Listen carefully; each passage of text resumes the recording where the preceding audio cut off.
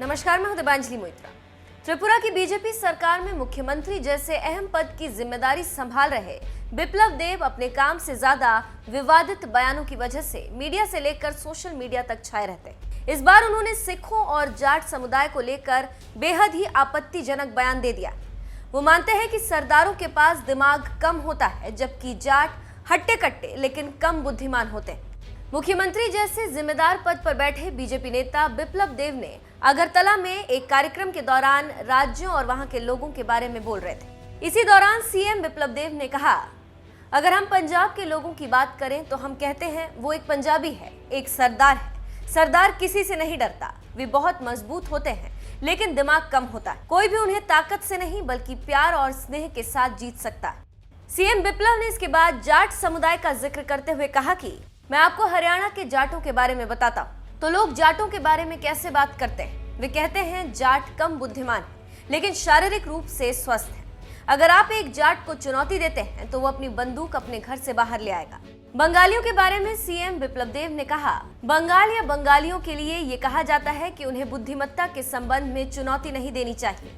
बंगालियों को बहुत बुद्धिमान माना जाता है और ये भारत में उनकी पहचान, जैसे हर समुदाय को एक निश्चित प्रकार और चरित्र के साथ जाना जाता है। हालांकि अपने बयान पे विवाद को बढ़ता देख बिप्लब कुमार देब ने सफाई देते हुए कहा, अगरतला प्रेस क्लब में आयोजित एक कार्यक्रम में मैंने अपने पंजाबी और जाट भाइयों के बारे में कुछ लोगों की सोच का जिक्र किया था। मेरी धारणा किसी भी समाज को ठेस पहुंचाने की नहीं थी। मुझे पंजाबी और जाट दोनों ही समुदायों पर गर्व है। मैं खुद भी काफी समय तक इनके बीच रहा हूं। उन्होंने आगे कहा, मेरे कई अभिन्न मित्र इसी समाज से आते हैं। अगर मेरे बयान से किसी की भावनाओं को ठेस पहुंची है तो उसके लिए मैं व्यक्तिगत रूप से क्षमा प्रार्थी हूं। बिप्लब देब ने आगे कहा, देश के स्वतंत्रता संग्राम में पंजाबी और जाट समुदाय के योगदान को मैं सदैव नमन करता हूं और भारत को आगे बढ़ाने में इन दोनों समुदायों ने जो भूमिका निभाई है उस पर प्रश्न खड़ा करने की कभी मैं सोच भी नहीं सकता।